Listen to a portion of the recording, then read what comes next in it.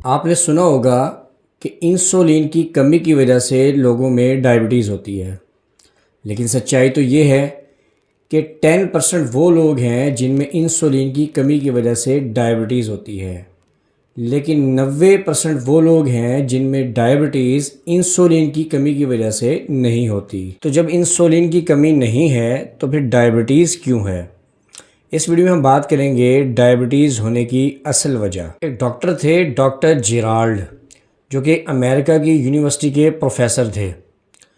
उन्होंने कई सालों तक डायबिटीज़ पर रिसर्च की, लेकिन वो भी इस नज़रिए को नहीं मानते थे कि जो डायबिटीज़ है वो इंसुलिन की कमी की वजह से होती है। उन्हें बहुत सारे अवार्ड्स मिले।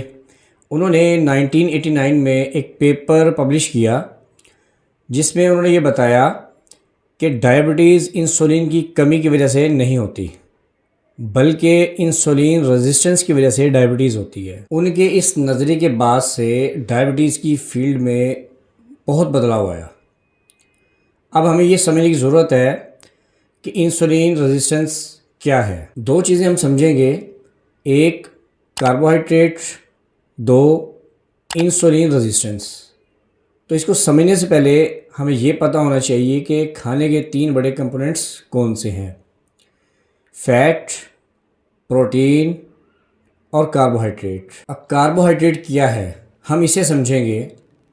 कोई भी एटम बॉडी में घुसकर शुगर में कन्वर्ट हो जाए तो इसे हम कार्बोहाइड्रेट बोलते हैं।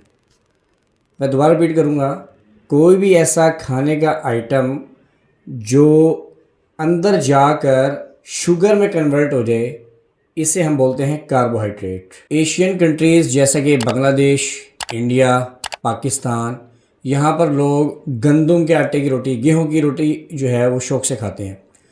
जो एक चपाती होती है, इसके अंदर 60 ग्राम कार्बोहाइड्रेट होती है। इसी वजह से पाकिस्तान का पहला नंबर है, क्योंकि हम रोटी बहुत ज़्यादा खाते हैं। तो पहले नंबर पर आ गया पाकिस्तान शुगर में, डायबिटीज़ में।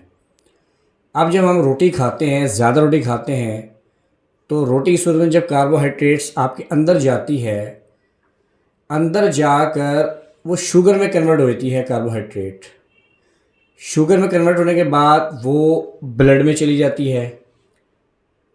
अब जो ब्लड है उसका काम है ट्रांसपोर्टेशन का पूरी बॉडी में। शुगर का कोई काम नहीं है ब्लड के अंदर। अब शुगर ने वहाँ से जाना है सेल के अंदर। सेल के अंदर उसमें स्टोर होना है, वहाँ से हमें एनर्जी प्रोवाइड होगी। अब इस शुगर को सेल में जाने के लिए ब्लड से एक कैरियर की ज़रूरत होती है, एक सहारे की ज़रूरत होती है जो उसे उठाकर ब्लड से सेल के अंदर डाल दे। तो इंसुलिन वो कैरियर है जो आता है, ब्लड से शुगर को उठाता है और उसे सेल के अंदर डाल देता है। हम दोबारा समझेंगे कि जो इंसुलिन है उसका क्या काम है। वो पैंक्रियाज से आता है और ब्लड से शुगर उठा के सेल के अंदर उसको डाल देता है। तो ये इंसुलिन का काम है। अब हम समझेंगे इंसुलिन रेजिस्टेंस। देखिए, जहाँ मैं बैठा हूँ ना, सपोज करते हैं कि ये कमरा एक सेल है, उसके बाहर जो है ना ब्लड फ्लो कर रहा है। अब इंसुलिन का क्या काम हुआ? देखिए, जैसे आपने रोटी खाई, कार्बोहाइड्रेट आपके अंदर गई, या किसी भी सूरत में आपने कार्बोहाइड्रेट को अंदर लेके गए, इंसुलिन पैंक्रियाज से आएगी, ब्लड से शुगर उठाकर यहाँ सेल में ले आएगी। फिर वो जाएगी, दोबारा आपने कुछ खाया तो उसका इखराज होगा इंसुलिन का। फिर वो क्या करेगी, चीनी उठाएगी, फिर इस सेल में ले आएगी। फिर जाएगी दोबारा, फिर उठाएगी, फिर वो सेल में डाल देगी उसको। तो हम क्या देखेंगे, हम ये देखेंगे कि यहाँ पर जो है ना 10 जो बोरियाँ चीनी की वो इकट्ठी हो गई।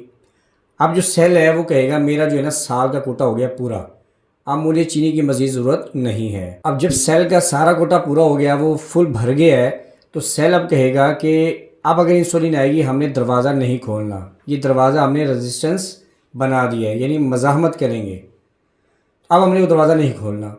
अब क्या होगा, जब आप कार्बोहाइड्रेट्स और ऊपर से लेंगे तो ये जो इंसुलिन है ये एक गुंडा टाइप कैरेक्टर है। ये दोबारा जाएगा पैंक्रियाज के पास, अपने कुछ साथियों को मिलाकर यानी और मज़ीद इंसुलिन लेकर आएगा और 10 बोरी चीनी और शुगर में से उठाकर 10 बोरी चीनी शुगर की ब्लड से उठाकर दरवाज़ा तोड़ेगा सेल का और अंदर डाल के चला जाएगा। अब आप सेल हैं, आपको गुस्सा आएगा, आप क्या करेंगे, एक मोटा लोहे का दरवाज़ा लगा देंगे, रेजिस्टेंस को बढ़ा देंगे। जैसे ही आप रेजिस्टेंस को बढ़ाएंगे, जो इंसुलिन है वो अंदर आ नहीं पाएगी। अब इंसुलिन क्या करेगा, वो दौड़ा दौड़ा जाएगा पेंक्रियास के पास और अपने और साथियों को और इंसुलिन को लेकर आएगा और 10 बोरी चीनी उठाएगा और सेल के अंदर ठूस देगा। तो पॉइंट टू बी अंडरस्टैंड, जैसे जैसे सेल रेजिस्टेंस बढ़ती है, सेल की रेजिस्टेंस बढ़ती है, मज़ामत बढ़ती है, वैसे वैसे इंसुलिन का जो लेवल है वो खून में बढ़ता रहता है। तो जैसे जैसे आप 6-6, 7-7, 8-8 रोटियां खाएंगे, कार्बोहाइड्रेट्स ज़्यादा आएगी, शुगर ज़्यादा बढ़ेगी, तो क्या होगा, वो उधर से सेल जो है वो दरवाज़ा अपना मोटा लगा देगा, लॉक लगा देगा कि इसको अंदर नहीं आने दूंगा। वैसे वैसे इंसुलिन को लेकर आएगी पेंक्रियास से, उसको उठाएगी, दवा तोड़ेगी, डालेगी। तो अब क्या हो रहा है, रेजिस्टेंस भी बढ़ रही है और जो इंसुलिन का लेवल है वो भी आपके ब्लड में बढ़ता जा रहा है। तो इस प्रोसेस को हम बोलते हैं इंसुलिन रेजिस्टेंस। तो इससे डायबिटीज़ कैसे होती है, इस प्रोसेस को रिपीट अगेन करते हैं। हम कार्बोहाइड्रेट लेते हैं, वो अंदर जाती है और शुगर में कन्वर्ट होती है। अब उसने जाना है सेल के अंदर, लेकिन सेल ने रेजिस्टेंस बनाई हुई है, एक मोटा लोहे का दरवाज़ा लगा रखा है कि अब मैंने शुगर को अंदर नहीं आने देना। तो अब क्या होगा, जो आपकी ब्लड शुगर है, ये शुगर है वो आपके खून में घूमती रहेगी। तो जब ये ब्लड में घूमेगी तो आपका जो ब्लड शुगर लेवल है वो अप होता जाएगा।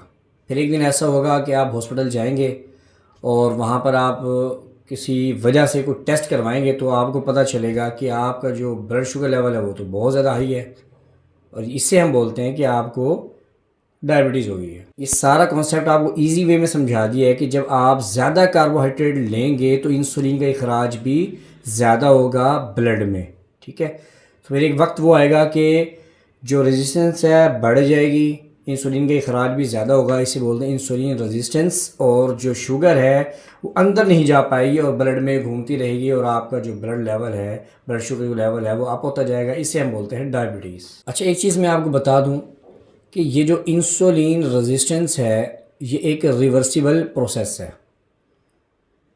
इंसुलिन रेजिस्टेंस को डेवलप होने में 10 से 15 साल लग जाते हैं। तो इसका मतलब है इंसुलिन रेजिस्टेंस को जल्द ही रिवर्स किया जा सकता है, तो डायबिटीज़ को भी रिवर्स किया जा सकता है। तो अगर डायबिटीज़ को रिवर्स किया जा सकता है तो इसका मतलब ये है कि ये वो बीमारी नहीं है जो ज़िंदगी भर आपके साथ चलेगी। अगर दो चीज़ें हों तो हम डायबिटीज़ को रिवर्स कर सकते हैं, एक है नॉलेज, दूसरा डिसिप्लिन।